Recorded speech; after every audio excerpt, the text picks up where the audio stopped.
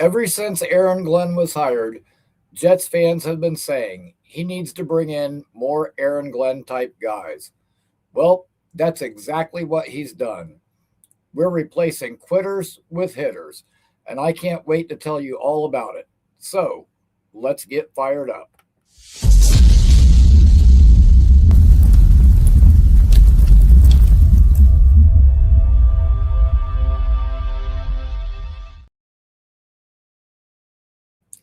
Thank you to everybody for joining me. If you have not already, please subscribe to the channel. We are only 15 subscribers away from hitting our first 300. So thank you all for the support. And like always, hit that like button as hard as you can.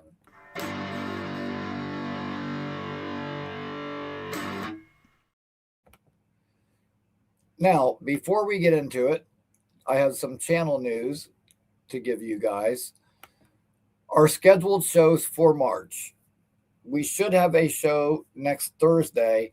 However, there may not be a show. I may be forced to take that day off. My job has informed me that I'm going to be working on some of my days off. So, over the next 7 days, I'll work 6 of them for about 78 hours. And being that that Thursday will be my only day to sleep and attempt to recover, I may not have a show that night. I'm going to do my best to still give you guys a show, but if I cannot, I will be back the following Tuesday. Tuesday, the 24th. The guy that gets us talking Jets first thing in the morning, Boy Green, will be back on the show to join me to discuss the free agency additions we've made.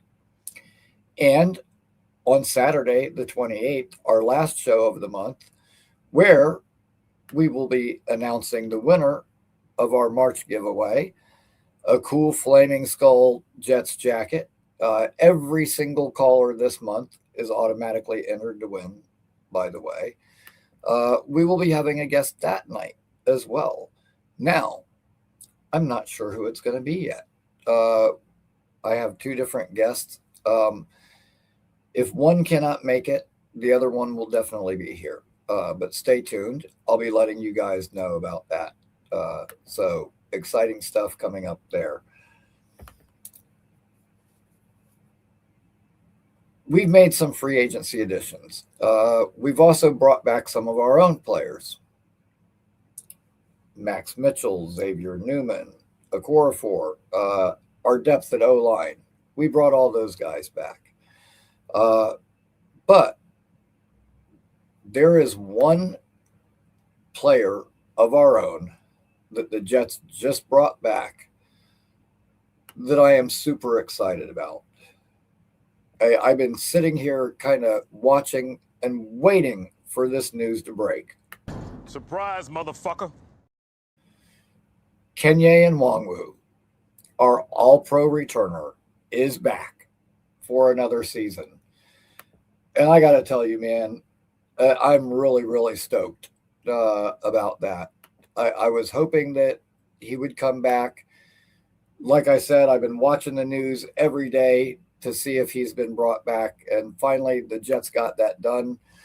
Our special teams were fucking awesome last year, probably one of the best in the entire league. And so I'm really stoked to see him back. Him and Isaiah Williams both did a great job returning last year. So that's good news for us. So tonight, I wanted to go over some of our free agent additions and talk about these guys that we added. Like I said, replacing quitters with hitters. And by the way, I love the thumbnail for tonight's show. Like, I don't know why, just the way that picture came out with Demario Davis pointing the way to the door and AG standing there with his arms crossed and the look on Quincy's face. Like, I don't know. It just cracks me up every time I look at that thumbnail.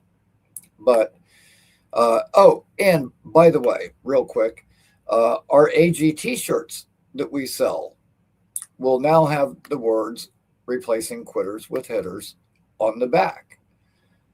So they'll now be 2-sided from now on. And merchandise is available. You can contact me either via Discord on X/Twitter, or you can email me. The official merch store will be launching in August to coincide with the beginning of the season. However, if you want stuff beforehand, just reach out to me and we'll make sure to have you looking good to whatever Jets meetup you go to. At any rate, getting back to our free agents. These guys spoke this week. Demario Davis, Minkah Fitzpatrick, they all had their, introductory pressers. And each and every one of those guys said they came here because they wanted to play for Aaron Glenn. They believe in Aaron Glenn and the vision he has for this team. You know what? That absolutely destroys that narrative that no one is going to come here. Okay. I think sometimes as fans, we get so frustrated with the way things have been and the losing that we've had to put up with that we think our mentality, reaches out to everybody. But NFL players, guys that actually play the game and know these coaches, know their reputations. Like Minkah said, Aaron Glenn was a Pro Bowl player. He played the same position as Minkah, played it at a very high level for a very long time, and Minkah respects him. When you listen to their pressers, each and every one of those guys said that. Minkah Fitzpatrick said he is excited to play for Aaron Glenn. David Onyemata credits Aaron Glenn with his development. Spoke very highly of Aaron Glenn. And there's been that kind of clip that's been going around of the two of them talking on the sideline when AJ was in New Orleans and he was in Atlanta. Joseph Osai. Okay, I went back and was watching his highlights. You know what? Soft spot in my heart, but when I watch someone's highlights and the very first highlight is him sacking a New England Patriots quarterback, I like it. It was Mac Jones, but he was with the Patriots. But I started looking at Osai's other sacks that he's had in his career. Justin Herbert, some very mobile quarterbacks he's sacked. Caleb Williams, Patrick Mahomes. He had 2 sacks of Lamar Jackson in one game, and the second one was a strip sack that set up a go-ahead touchdown for the Bengals. So this guy makes impact plays. That's going to be like our replacement for Michael Clements. So there, that's 2 times the good news because A, no more Michael Clements. B, we've got an upgrade.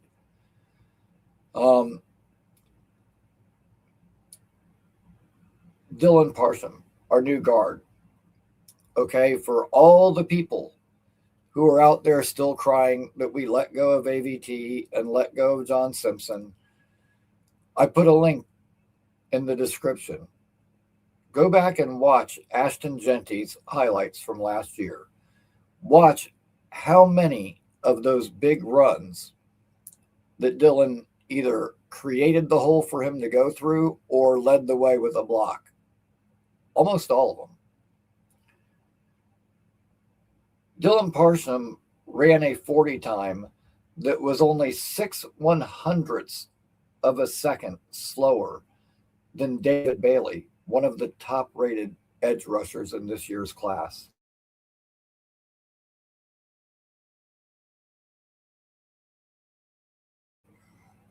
For a guy that big to move that quick, that's something. Okay. And lastly, there's Demario Davis, Double D. Have I told you how happy I am that Demario Davis is back? Because let me tell you something. I am very happy that Demario Davis is back. And it's not just that rah leader on the sideline thing. It's the fact that he can quarterback that defense. He can be that leader out there that gets guys lined up in the right spot. He can diagnose what the offense is trying to do to us. If you think about it, Demario started here with the Jets. He played all our normal AFC East rivals, the AFC East teams that we played. Then he went to Cleveland, and he got to play the Bengals and the Ravens and the Steelers on a regular basis and play their AFC teams that they played. Then he goes to New Orleans, and he has to play the Buccaneers, Mike Evans, Chris Godwin, all those guys every year. He has to play the Panthers, and see Kyle Pitts and Bijan Robinson and those guys twice a year, and play all the NFC teams. And if you look at his career as a whole, he spent almost as much time playing against AFC teams as he has NFC teams. And what I'm getting at is there is nothing that this guy hasn't seen. Okay? Nothing that this guy hasn't seen. And I loved Demario when he was here. I was sad when he went the first time. Then we brought him back. I was stoked. And then we let him go a second time. And he himself said, third time is the charm. So I'm looking really forward to what Demario Davis is going to bring to the table for this team. Aside from the fact that, from a playmaking standpoint, we not only don't lose any production, he's been just as productive, if not more productive, than Quincy each of his last couple of seasons. However, it is an upgrade because the leadership that he provides is something that we have sorely missed since C.J. Mosley left. It's something that Jamie Sherwood could not do, didn't want to do. By his own admission, he is kind of an introvert, and he's not ever going to be that guy to get up in front of the room. Demario Davis is naturally that guy. So I'm telling you, that is an underrated signing. But I've actually been seeing things online that say, are the Jets quietly winning free agency? I think that the whole is going to be greater than the sum of its parts. These signings individually may not jump off the page at you, but when you put them all together, I really like the direction that this team is going in. The AG said that thing, about the big ship turns slowly. Well, this big ship just took a hard right. Okay. It started moving a little bit quicker. And I'm really excited. I'm excited about the guys they brought in as far as how they fit schematically with the defense that we're going to be running. If you look at Sweat and you look at Osai and Onyemata, and you look at all these guys, and like David Onyemata was rated 8th in run defense out of all eligible defensive tackles last year. So that's a top 10 run stuffer. Lane Kerner, good to see you. How do I feel about the Jets? I feel good about the Jets. I feel very optimistic. I really like the direction we're going in, and I'm stoked. Yes, the big ship did. You know what? It didn't almost sink. It did sink last season. But you know what? We're fixing the holes and we're getting back out on the water. So we're going to be good. And I like the fact that they brought Geno back. I haven't even covered that yet.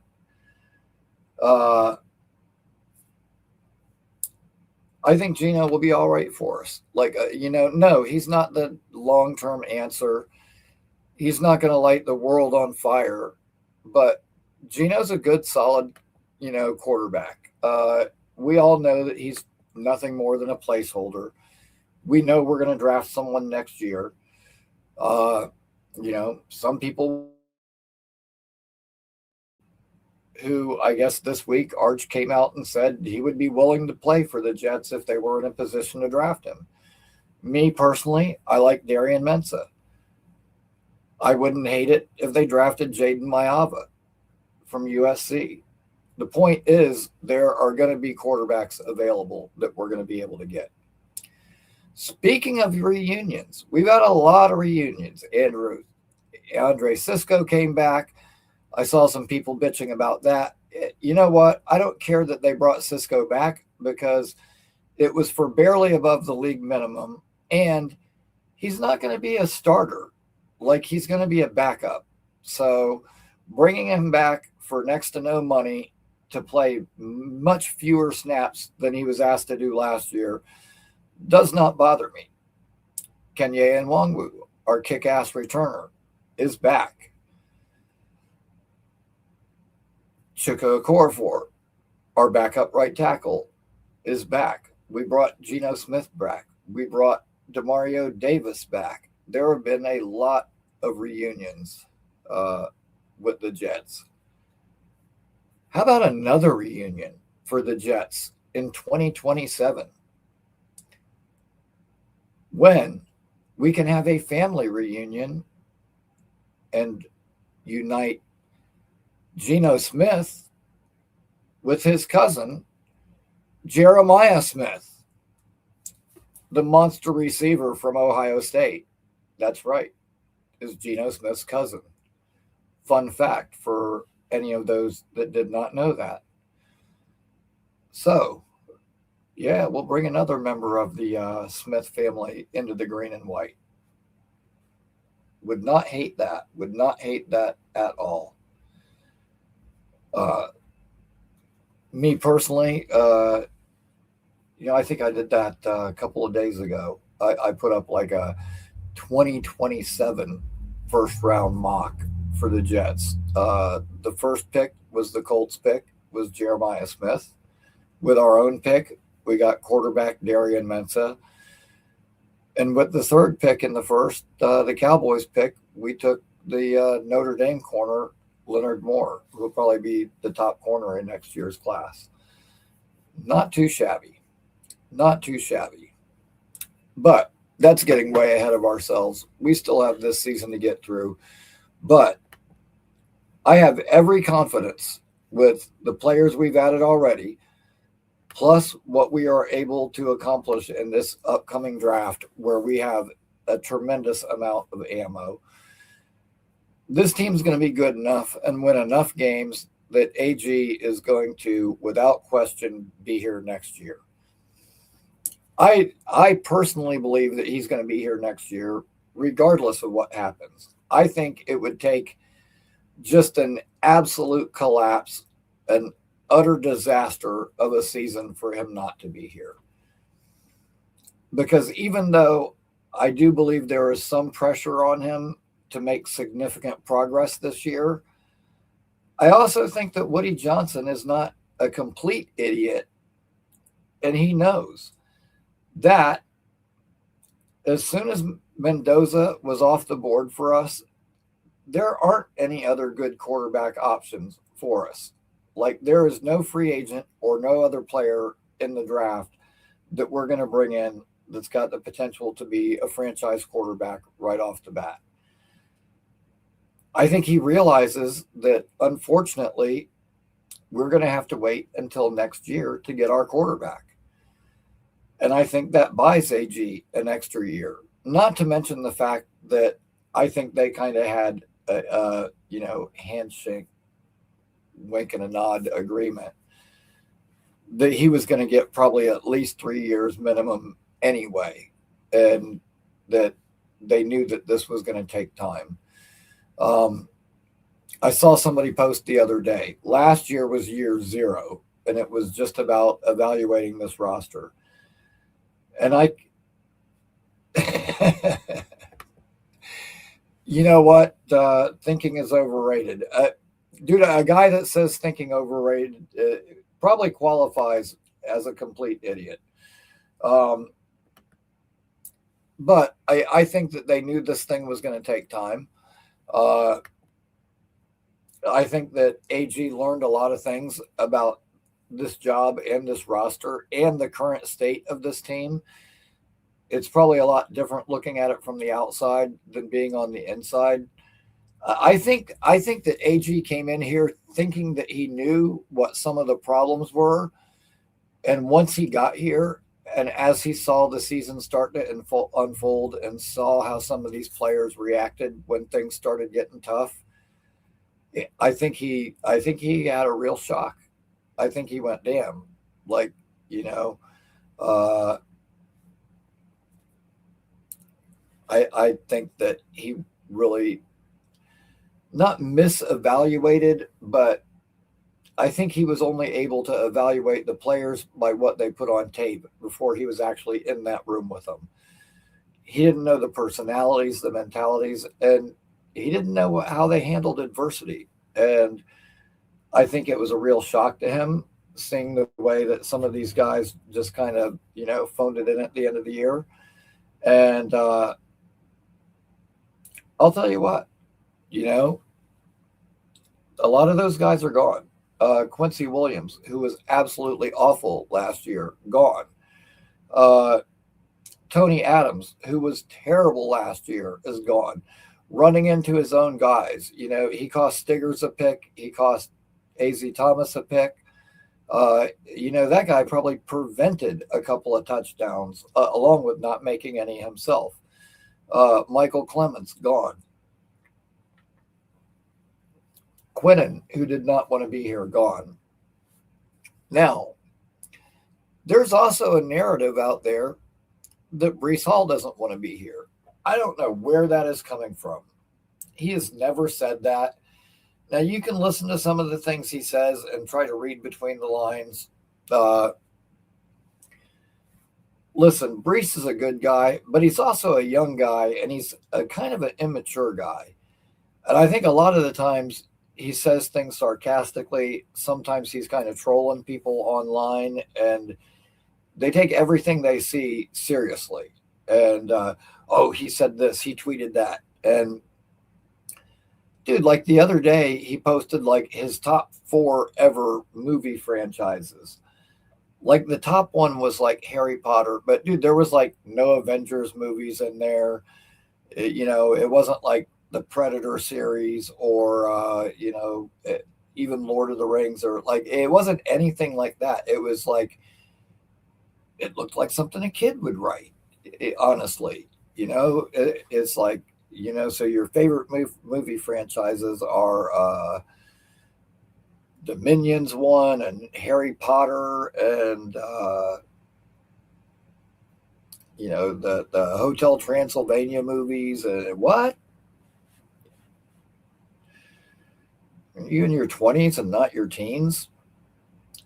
But at any rate, yeah, I kind of do too. However, maybe the Jets are thinking that he doesn't want to be here, or a deal is not going to be done, because running back from the national championship, Indiana Hoosiers, not Hemby, the other one, Kaleon Black, had a 30-30 visit with the Jets today. That's interesting. Oh, I'm sorry. It was yesterday. Oh, I'm not even realizing what day it is. I have worked a lot this week. Needless to say, it's no surprise I don't know what day it is sometimes. But yeah, I find that very interesting that they had him in for a visit, because the thing is, with those 30-on-30 visits, like teams only get so many of those. You do not waste one of those in-person visits like that on a guy that you have no intention of taking. You know what? Some of that might be posturing. Uh, Once in a while, that might be like a smoke screen, but honestly, depending on the player. Now, that could be true for say pick 16, 33, 44, whatever. However, with the number 2 pick, like we all know the Raiders are going to take Mendoza. That's like a foregone conclusion. Everybody knows it's going to happen. The Jets sitting at number 2, they could literally tell teams what they're going to do, and it wouldn't matter because no one's going to be able to stop that. No one, the Raiders aren't trading away that number 1 pick with anybody, so nobody's going to jump the Jets.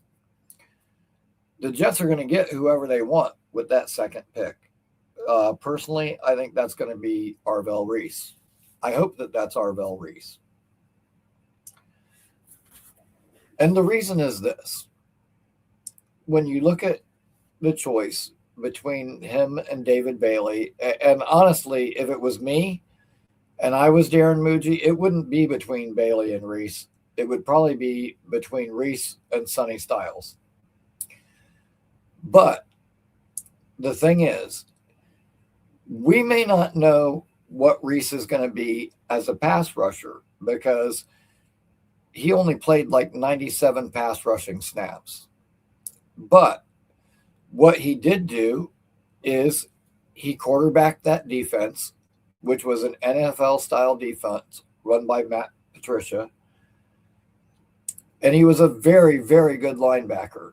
And with his size, with his strength, his length, his movement skills,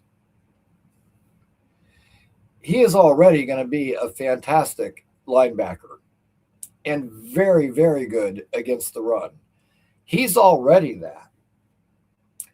And that's the thing is say he doesn't develop into this insane pass rusher and he doesn't become that Micah Parsons kind of guy that everyone thinks he can become. I think he can become. Even if he doesn't turn into that, he's still a very, very, very good linebacker that can do a lot of things and do them well. David Bailey, on the other hand, if he doesn't turn out to be an elite pass rusher at the next level, he's not a good anything else. He's not good against the run. He can't do multiple things. And this is the thing. Will McDonald was terrible against the run. He could not set the edge. He was not physical in the run game. We've already got a guy like that. I don't want to pair him with another guy like that.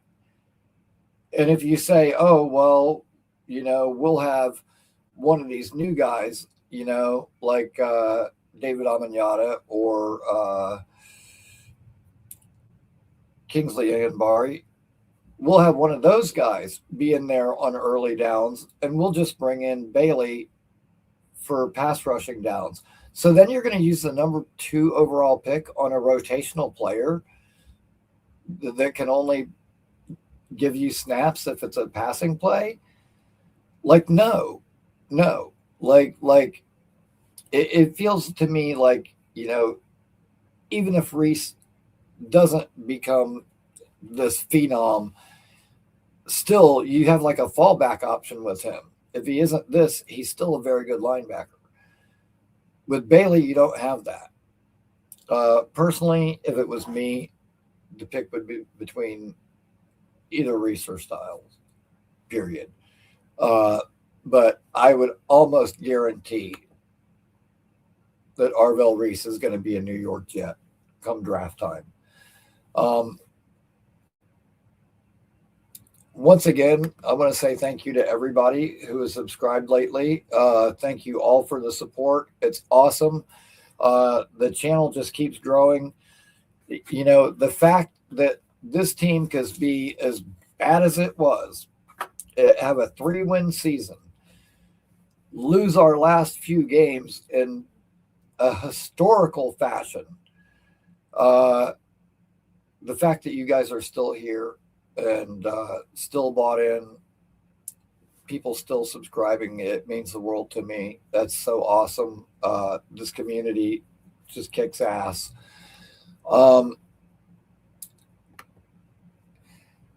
You know what? Honestly, I don't. Um, I would rather take one a little bit later. With me, with the 16th pick, I want Dylan Thieneman, the free safety from Oregon. Now, if Thieneman is not there, I would probably consider a receiver, like especially if Lemon's there. Like if you asked me who I would take at 16, it would be Thieneman would be my top choice. Second would be Lemon, and third would probably be Olivenga Ione, the guard from Penn State. That's just me. And once again, that's if those guys are even there. Like, for all we know, all those guys could all be gone by the time we pick at 16.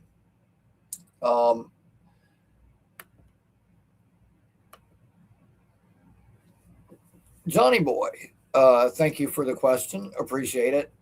Listen, CJ Allen, I love CJ Allen. If he's there at 33, that has got to be our pick.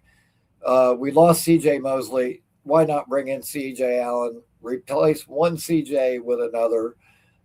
He's already that natural kind of leader that gets guys lined up. Everything I talked about earlier, speaking about Demario Davis. And Demario Davis is 37 years old. He's not getting any younger. So we do need an heir apparent for him for once he's gone. And Allen could be that guy. Love CJ Allen. But as far as other linebackers, yes, Jacob Rodriguez, the kid from Texas Tech, his combine numbers were identical to Luke Kuechly. That doesn't mean he's going to be a Luke Kuechly. But that being said, like 7 forced fumbles or something, interceptions. The guy was a turnover machine last year at Texas Tech. At the Senior Bowl, he caused a forced fumble the very first play of practice. The last play of practice, he had an interception. He kept it going there.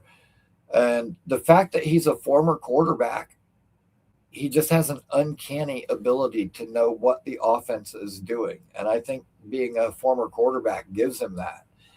But other guys that I like, Josiah Trotter, super violent. And he's more of that kind of old school, thumper linebacker that AG would like. Brother to Jeremiah Trotter, and also son of Jeremiah Trotter. So comes from a good football lineage. There are other guys. Jake Galday is a good linebacker. Getting a little bit later, you still got guys like Aiden Fisher from Indiana, who was really good with them this year, led that Hoosiers defense.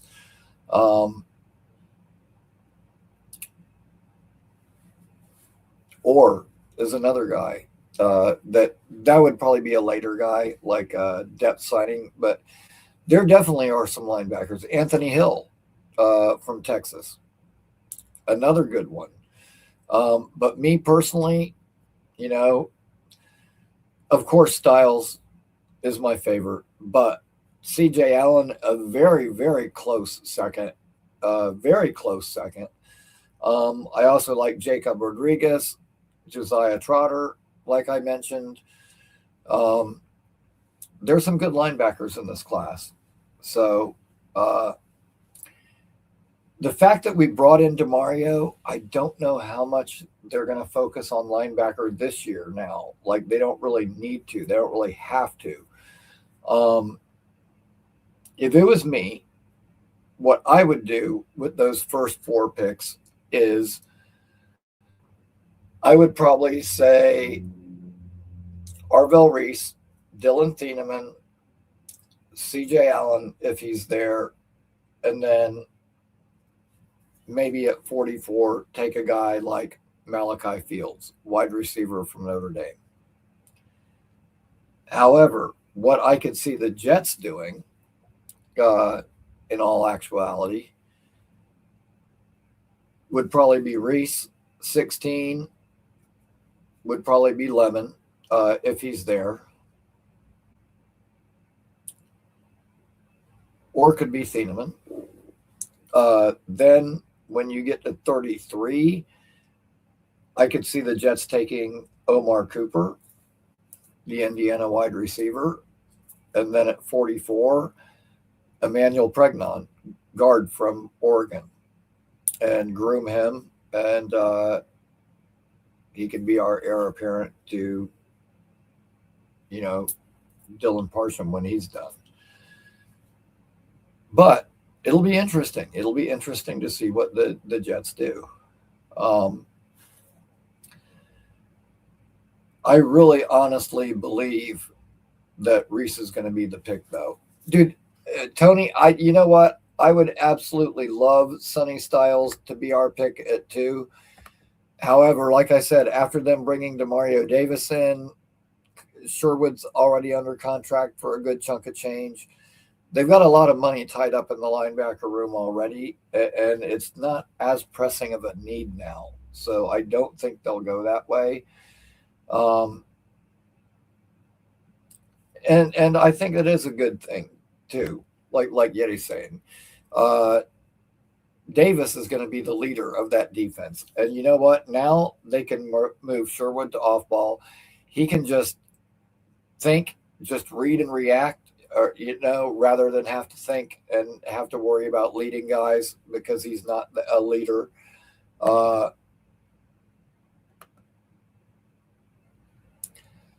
Thank you. I appreciate that, Nick. They actually sent me the wrong size one, so it doesn't cover the whole background. You can kind of see the edges of that. However, they are sending me a new one that's the correct size that should be here in about a week or so. So we'll get that fixed. But thank you. Appreciate that. Decided to switch up the background and made one with our alternate logo, which we do have T-shirts with the alternate logo as well that say, "I want all the smoke" on the back. But yeah, man, Demario being back, it's awesome. It's awesome. I'm doing good, Charles. Thank you. Thank you for asking. I'm very optimistic. And if you missed it earlier, I am so happy that Demario Davis is back. I can't even begin to tell you. Super stoked that Demario Davis is back. And as a whole, I like everything we've done. I think they've made some nice additions. I think they've made some additions that, from a schematic standpoint, fit really, really well with what we needed. I think we've taken huge strides in the right direction. Like I said, Onyemata was ranked 8th among all defensive tackles that qualified versus the run last year. We bring in Sweat, who's the huge space eater in the middle that we've been desperately needing. Dude, you look at the run defense of all these guys, and it's really clear that they're putting an emphasis on stopping the run, which we should, because teams have gashed us year after year after year. But that's about to stop. Aaron Glenn's philosophy is run the ball, stop the run, period. And we're going to be stopping the run. And yeah, I'm really fired up about the additions that we've made and the direction it looks like we're going in. I'm lit. Oh, what? Oh man. Oh no, I'm extremely excited. That's right. Extremely excited. I was thinking about this, and Dude, I remember back when he was here the very first time. Demario Davis out there breaking the huddles down, and some of those inspirational speeches that he would give the guys on the sideline. And I'm like, man, where's that guy that's going to get up there in front of everybody and pull everybody together and lead these troops? Like, who's going to be that field general for us, the guy that we need? Because you know what? Last year, we didn't have one. We didn't have one, period. There was nobody. And that lack of leadership, it really showed.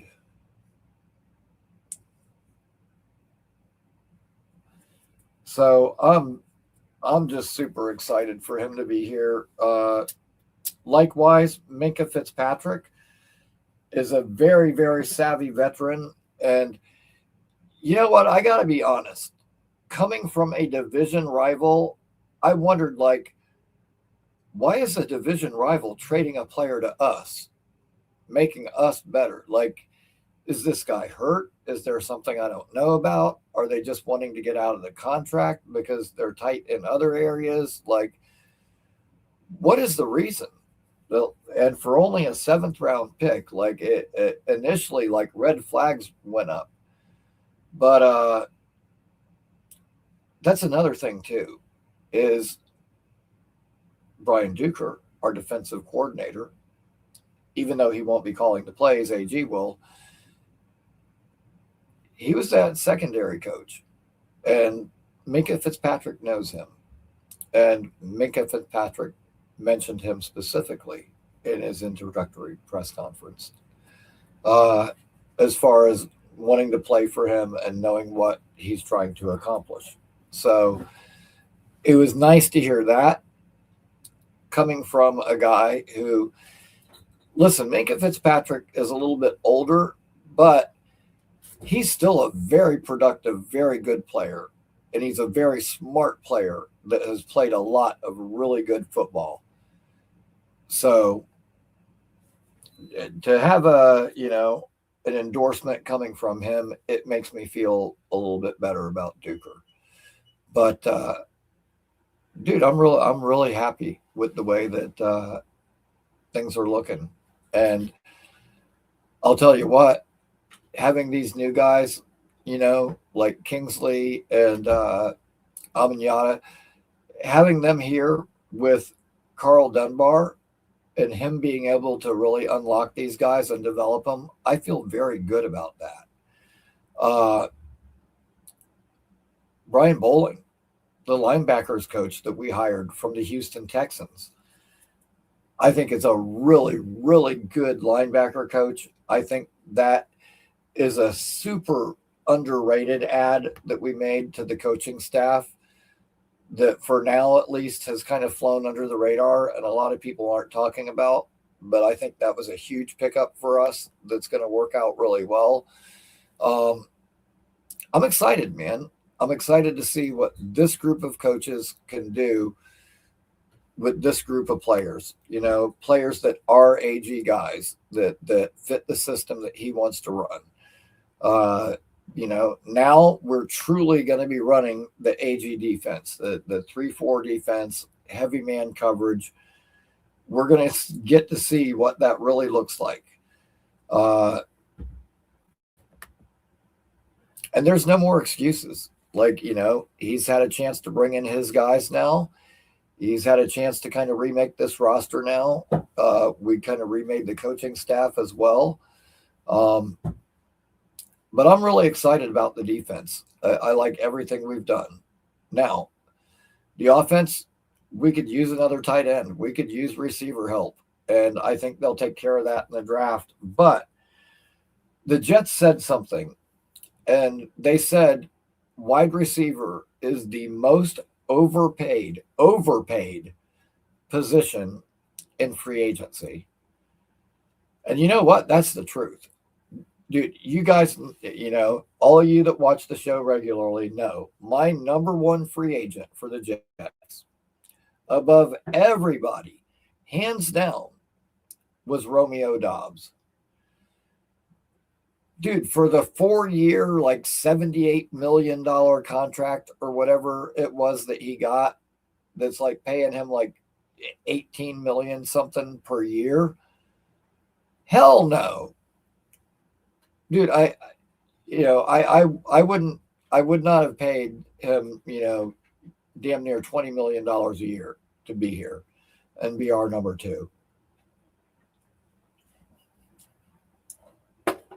For once, I can actually say the Jets have been very fucking smart about how they've approached this free agency. And it's not a lot of times that we can say that.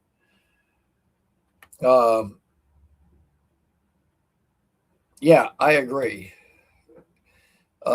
Yeah, Salah's trying to rebuild what he did before, and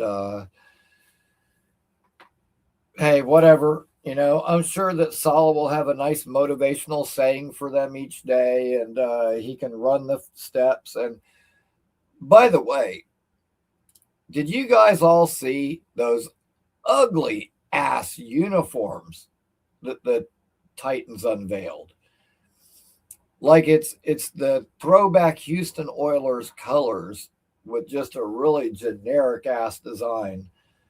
Those are absolutely awful. And the picture of Jermaine like holding his new helmet for the unveiling, like he was just looking at it, and the way he was looking down at it was like, damn, this fucking thing is ugly. Like that picture was worth a million words. Really, Kevin? I think they look gay. I think those are terrible, man. Yeah. Now, at the same time, today the Vikings unveiled like their blackout uniforms or whatever. They're like all black with purple letters and the purple horns. And those I think look killer. And I was like, man, look at that. Minnesota's just rubbing it in Tennessee's face now. Because the overwhelming response to the Tennessee uniforms was people don't like them. I don't like them. I like the black uniforms. I mean, that's me. I wear black damn near every day. Not when I'm at work, but when I'm at home or I go out or whatever, I almost always wear black. Kind of like a Johnny Cash kind of thing. But I like the black ones. But at any rate, yes, I do like. I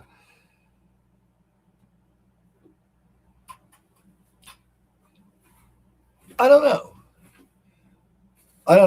I think it's just cool to have a black one. That's an alternate one. I remember before the Jets actually started wearing the alternate jerseys like that.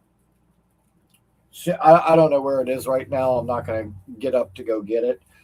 But I've got a black jersey with white numbers and name and green stripes for Chad Pennington. For Curtis Martin, I've got a Darrelle Revis one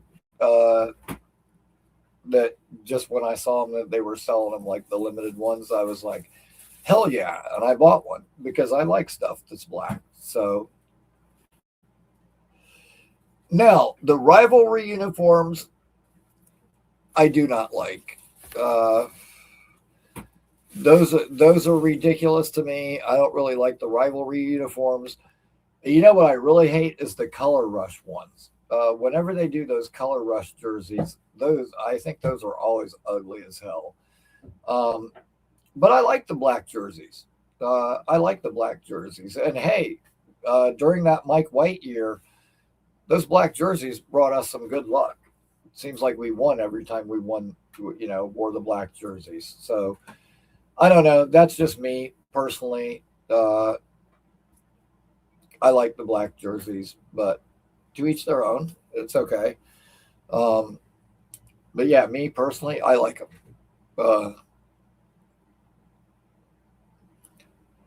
if I was the Jets owner, we'd probably be the green and black, not the green and white.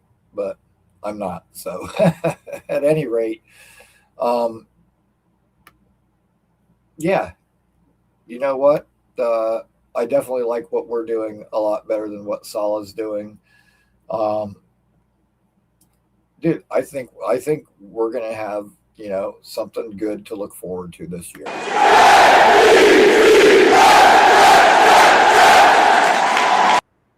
Now, that's not to say that I'm expecting playoffs or anything like that, but I do expect us to be a competitive team. I expect us to go out there each and every week and fight and put up a fight. And you know what? I'm gonna call 7 wins.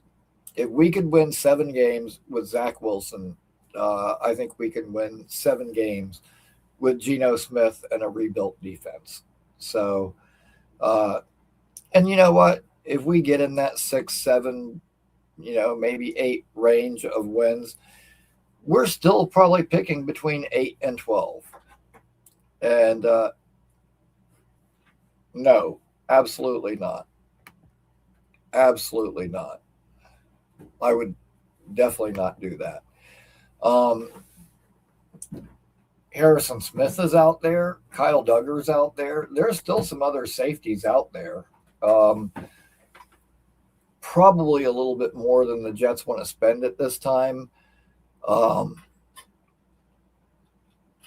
yeah, and if you like me, every day I look at like NBC Sports NFL player news, and it like updates live with like every transaction. So as soon as a transaction happens, it pops up there. And over those first couple of days of free agency, it was like one thing after the other after the other. Like looking at it today, there's hardly anything being added. Like free agency has really died down. And when you look at the position groups going group by group, like the options that are out there, there's not a lot out there. It's been pretty well picked over, and so I really don't expect the Jets to do a whole lot more free agency wise. Now, one player that I would be interested in adding, he hasn't been officially released yet. They're trying to work out a long-term deal. Should have been released last week. Then they pushed.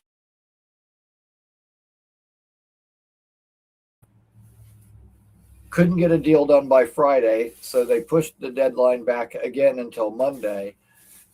And that's Dallas Goedert, tight end from Philly. Last year was the subject of some trade rumors. Why, I don't know, but a lot of Jets fans were like, no, I don't want him for whatever reason. And he had a pretty damn good year for Philly last year. Dude, I would definitely bring him in to kind of mentor Mason Taylor and have an experienced voice in that room. Still a very productive player. Like I said, he had a really good year for Philly last year. That's a guy that I would definitely be interested in bringing in. Other than that, like there really isn't a lot left in free agency. At this point, I'm pretty much turning my focus towards the draft and looking forward to seeing what we can do there. And dude, it's awesome. Like we've filled a lot of holes, and we've replaced some of that dead weight that we had. Demario in place of Quincy is an upgrade. Minkah Fitzpatrick in place of Tony Adams, like upgrade doesn't even say it. Like that's just a whole nother level of player. Getting rid of Clemens and all the guys we brought in to the defensive line, Clemens is gone. We can replace McGregor or Watts or, one of those guys. Like, get all those bums out of here. Like, I like the guys we brought in. I like the way they fit the scheme. And I'm looking forward to the draft now. man, because once we get to the draft and we see what players they bring in, it can really fill out this roster and make it complete. And that's what I'm looking forward to right now. I like the fact that we added a guard. Now, we don't have to worry about guard early if we don't want to. I like the fact that we added linebacker and we added safety. Like we've done a lot of things to make it where those don't have to be priorities in the draft. And it gives us a ton of options. Now, the one thing we have not added is a wide receiver. And in that respect, I think the Jets have kind of pigeonholed themselves into they have to take a wide receiver now. I don't know that Mekhi Lemon makes it to 16. He had some really atrocious interviews apparently at the combine, and his stock is falling a little bit, but I still don't know if he makes it to 16.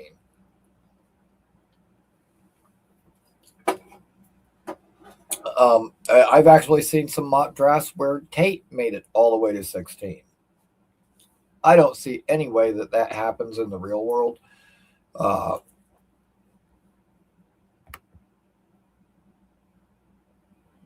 But yeah, we're going to have to take a receiver in the draft. That's all there is to it. Juwan Jennings could be interesting. I mean, there are some names out there, but at this point, how many of those names are just names? I mean, you got Stephon Diggs, you've got Hollywood Brown, Christian Kirk, DeAndre Hopkins, the corpse of DeAndre Hopkins that you can have for apparently about $1.5 million a year. Juju Smith-Schuster. Yeah, and listen, at one point I was thinking, okay, so if you don't have a true number 2 receiver, what if you just get like 3 or 4 guys that are like number 3 or 4 receivers? Like Kansas City had, they had DeAndre Hopkins, Juju Smith-Schuster, Hollywood Brown, like a lot of those guys I just mentioned, they were all on the Chiefs at the same time. And the Chiefs maybe didn't have that super reliable number 2, but then, they had 3 number 3s, and it kind of made up for it.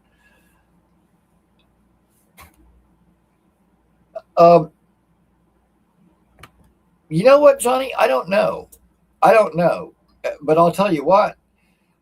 I'll tell you what. If I'm going to call it right now. Week 1, our starting corners are going to be Nahshon Wright, that we just signed from the Bears, and Azareye'h Thomas. Brandon Stevens will be a backup. In spite of what he's being paid, he'll end up being the backup. Wright will end up taking his job, and our day 1 starters at corner are going to be Nahshon Wright and A.Z. Thomas. Now that is a hot take. Damn. And yeah, screw that paycheck. You know what? The money's all getting spent regardless. But yeah,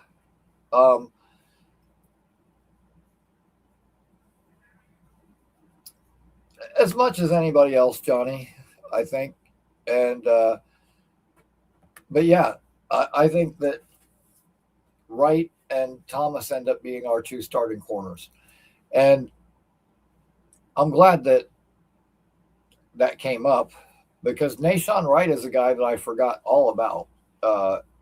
I mean, I didn't forget all about him, but I kind of skipped over him. I kind of started going out of order as I went through my list of free agency additions, and I kind of skipped over him. But I actually got a call this week from a friend of mine who's a Bears fan, telling me that we got a hell of a player in Nahshon Wright.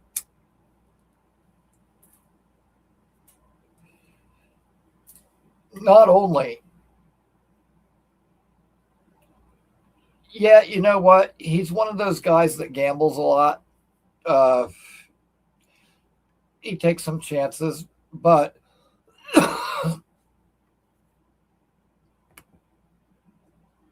the other thing he did is he scored a couple of times on those 5 interceptions he made too.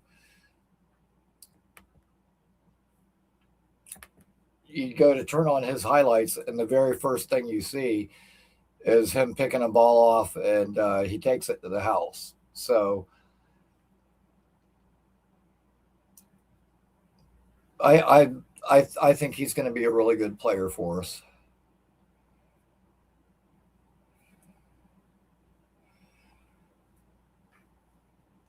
No, not really. That's where I think that AG and Chris Harris and those guys and Duker, I think they can coach him up and maybe get him to break some of those tendencies.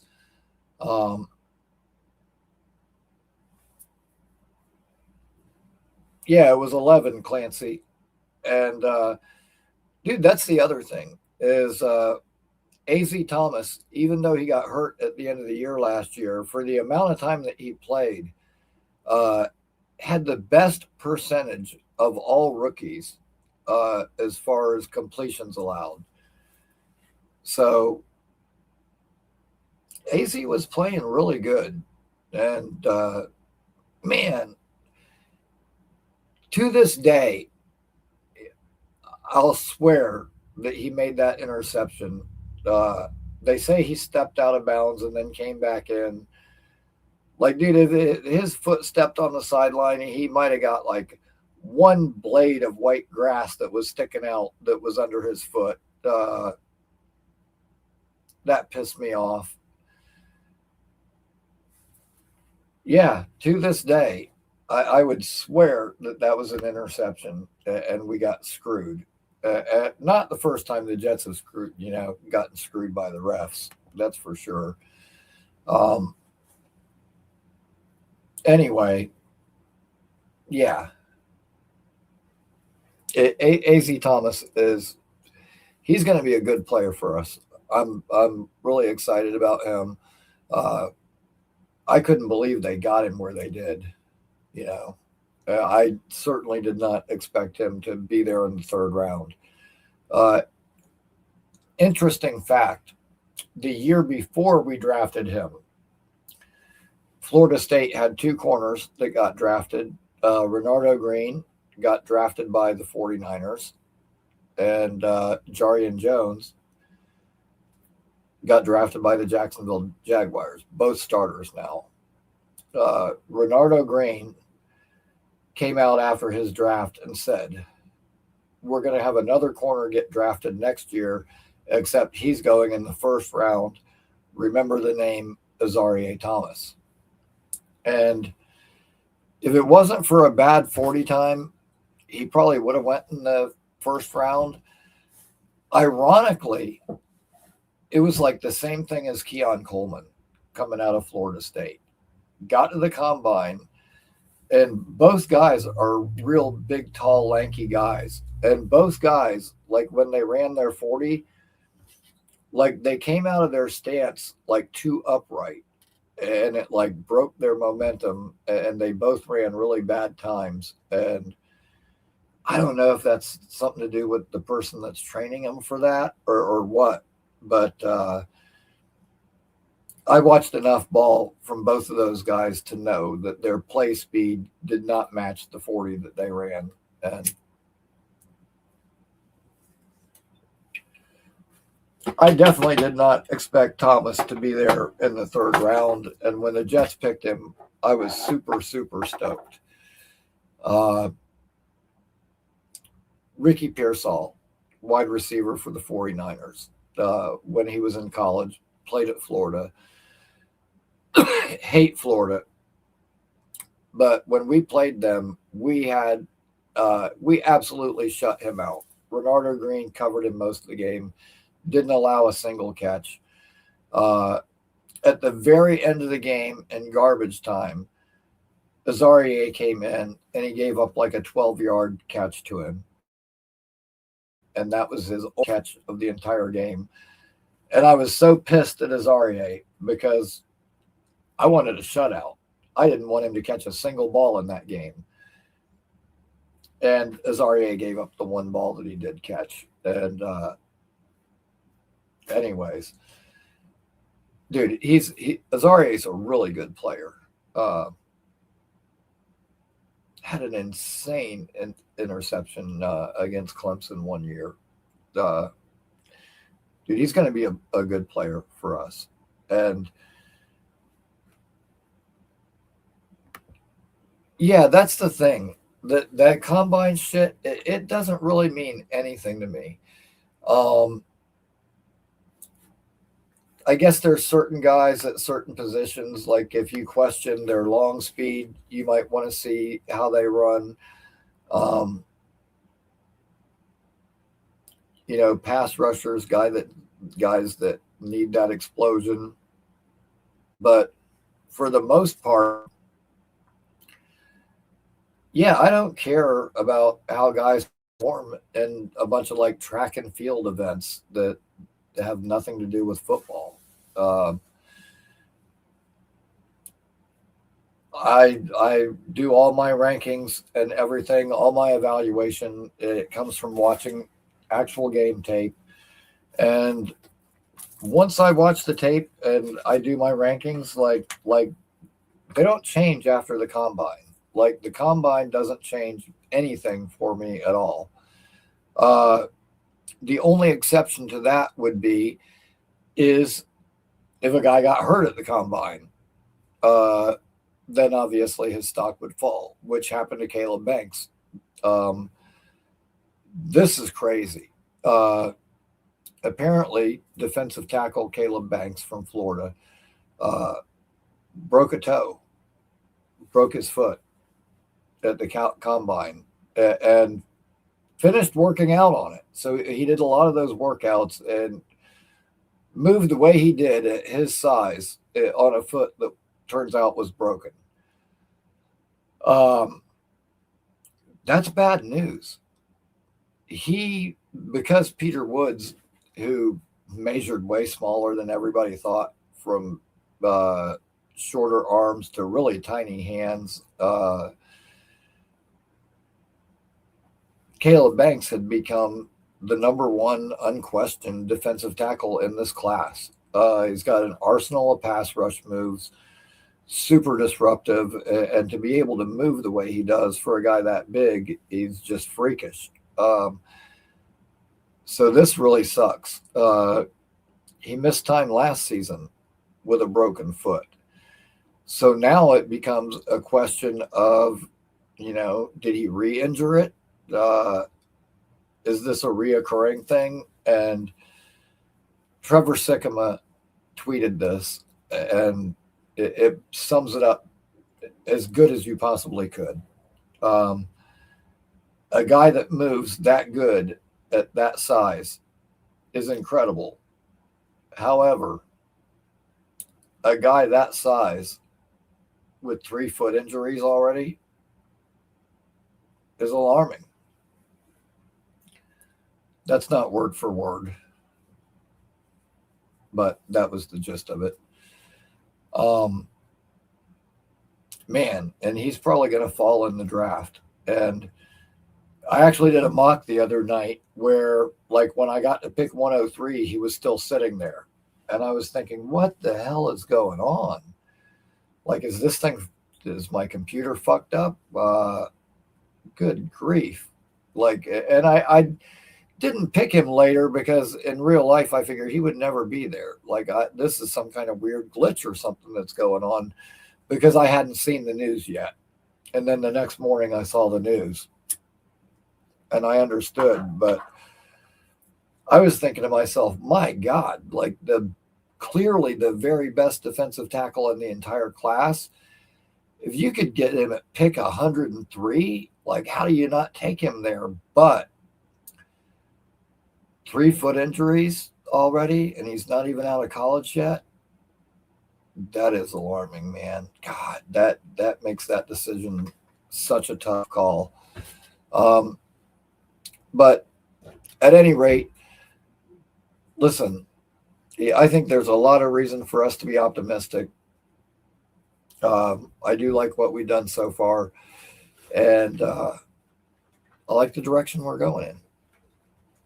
I think that AG is finally starting to right the ship, and next up is going to be the draft, and we can kind of round this thing out and see what this completed roster looks like. Can't wait. But I just want to say thank you to everybody for tuning in. Like I said, I'm not positive if I'm going to do a show Thursday or not. I'll try to post something Thursday morning to let you know if I'll be here or not. If not, I will be back for sure on Tuesday, the 24th, and we will have Boy Green of Boy Green Daily on with us. And looking forward to seeing you all then. But until then, everybody have a great night. Have a great weekend. And like always, go Jets. Thank you. Good night. We love you all.